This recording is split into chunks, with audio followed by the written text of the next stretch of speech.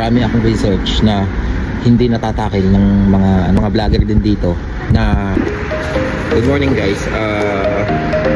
Napakalamig ngayon, sobrang lamig, grabe. So ngayon, punta ako ng isa sa mga kliyente namin. Dadaling ko ang kanyang package, ang SNDC package niya. So kaya sa address ko pinaglalagawa ng isa lang yung address ko dito eh. Yun po man yun na talaga address ko, kaya sa akin ko na pinadala. Then i-deliver ko ngayon sa kanya. So from here 30 minutes lang bago ko marating yung location niya. So tara, samahan niyo ako. At ito po yung gitara na to, nasa uli ko lang. Paring Len, salamat dito, shoutout sa'yo. At pinahiram mo ako. Huwag kang mag-alala, may talent fee din tong gitara mo. Patay na guys. So samahan mo to. Then dito ang bagay yan. Go na.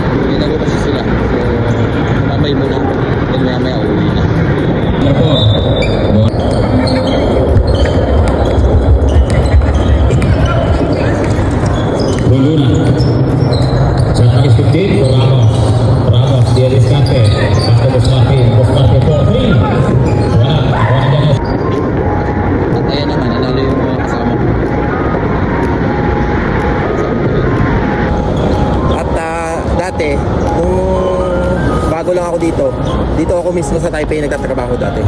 So napalipat, nagka-problema doon sa dati kong company. So napalipat ako sa Chungli. Actually nandito lahat ng mga tropa. Doon, meron din naman ng mga tropa doon. Kaya lang, mas marami dito sa Taipei. Sa mga susunod na vlog, madami akong share sa inyo.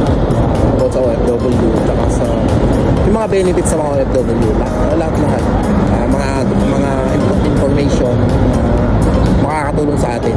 So kaya subscribe lang kayo doon sa YouTube ko, and then madami akong i-share sa inyo na posibleng hindi nyo alam na nag-exist pala, na pabor sa atin ng mga OFW, saan man, Taiwan o sa ibang bansa. Madami akong i-share sa inyo knowledge about OFW.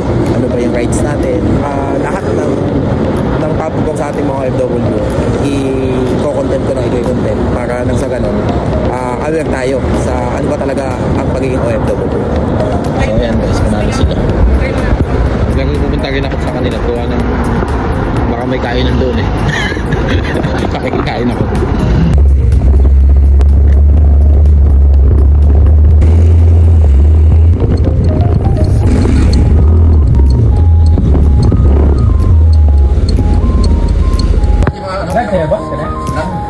Ayun, palabok.